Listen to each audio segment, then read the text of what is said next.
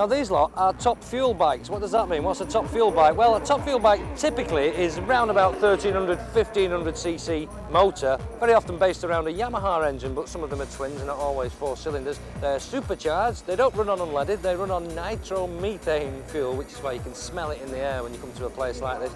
They kick out about 1000 brake horsepower, and typically they'll be doing runs on the quarter mile here of high 6s, low 7s, that's 6.8 seconds, 7 seconds, 7.1 seconds, thereabouts.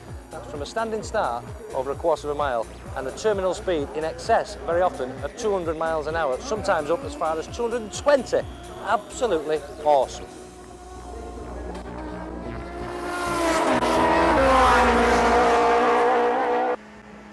Now this is typical of the sort of bikes we've seen lots of today going up and down the strip here. Suzuki Hayabusa. It's a standard Hayabusa. There's no engine work been done on it or anything like that. The guy's just brought it along, a lad called Gary, and he's just up and down the track. All he has done to it is he's altered the rear suspension linkage, so it's dropped the bike down at the back, but it's running a standard swing arm, so a lot of the bikes you'll see have got big chunks welded on them to extend the swing arm to stop them wheeling.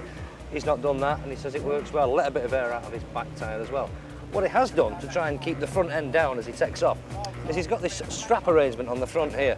A lot of the bikes you'll see, well not a lot, but some of the bikes you'll see with huge big weights strapped to the forks there, big dumbbells on the bottom of the forks, supposedly to keep the front end down as they're taking off on the drag strip.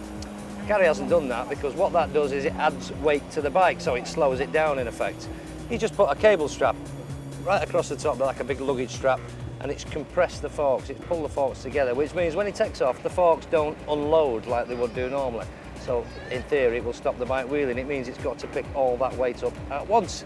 He's run a 10.25 today, which is pretty impressive for a Hayabusa, so obviously it's working.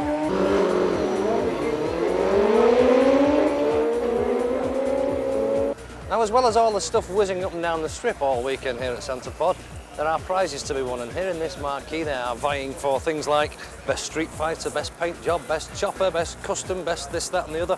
And here in this tent there's a fantastic display of some of the best machinery I've seen in a long time. Over there, a row of beautiful trikes, some lovely street fighters over there, but one over here that's caught my eye. It is, I think, the most beautiful MV Agusta I've ever seen. Come and have a look at this.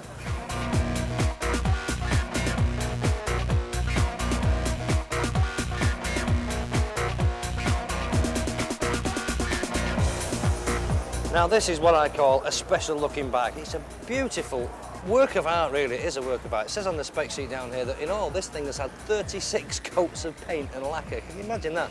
Probably about 2 inches wide now with all that paint and lacquer. It's had 350 hours of paint work on it, and it says also that it's in daily use, and it actually has covered 2,500 miles. But I'll bet not very many of them 2,500 horrible, wet, soggy, damp motorway miles. But it is a beautiful thing, isn't it?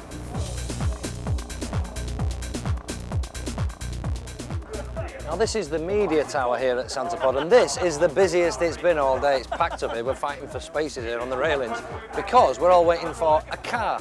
Yes, a car. No, I know it's not a bike, but it's a car. But it's seriously impressive, this car, because it's jet powered. It's called Vanishing Point, and it's reckoned to be truly awesome.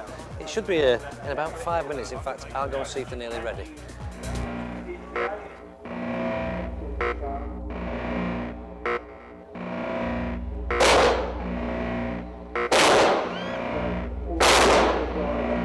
Well, as you can see, it's nearly ready. It's here now on the start line, just going through a few preliminary checks before they fire it up. Now, I said it was a jet-powered car. It's not jet-powered, it gets better. It's rocket-powered. That is a rocket there. He's sat on a rocket, this man. He's mad. It runs on hydrogen peroxide fuel. This car holds the world record for the standing quarter of a mile. From a standing start, quarter of a mile, 3.58 seconds.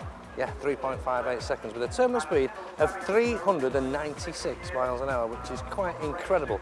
And here's another interesting fact for you.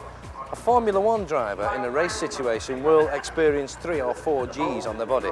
A jet fighter pilot flying a high-speed jet fighter plane could experience up to 9 Gs. Spare a thought for the man who's going to be, I was going to say driving, I think the word is flying, this thing, Vanishing Point. Sammy Miller is an American guy. On a good run, he could feel a force of 14 Gs on his body. Quite amazing. I'd rather him than me. 4, 3, 2, 1.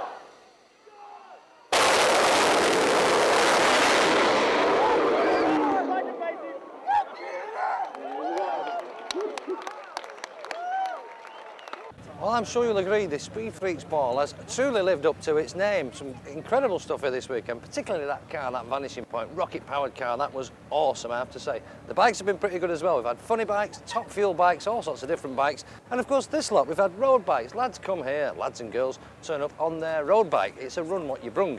So what they do is they pay an entrance fee to come into the event, 15 quid a day. On top of that, they pay an extra £5. That £5 entitles them to go up and down the drag strip all day long. One run, off the end, come round, join the queue, do it again. So if you've got an argument with your mate and you can't decide who's the fastest bike is, don't go and do it on the M1 because you'll finish up getting put in jail. Come to somewhere like this, come to a run what you brung, pay a £5 and have a race down the track. Your times will come up there, it's all electronic, it's all timed perfectly and there's no arguments. And more importantly, you'll go home with your licence still in your pocket.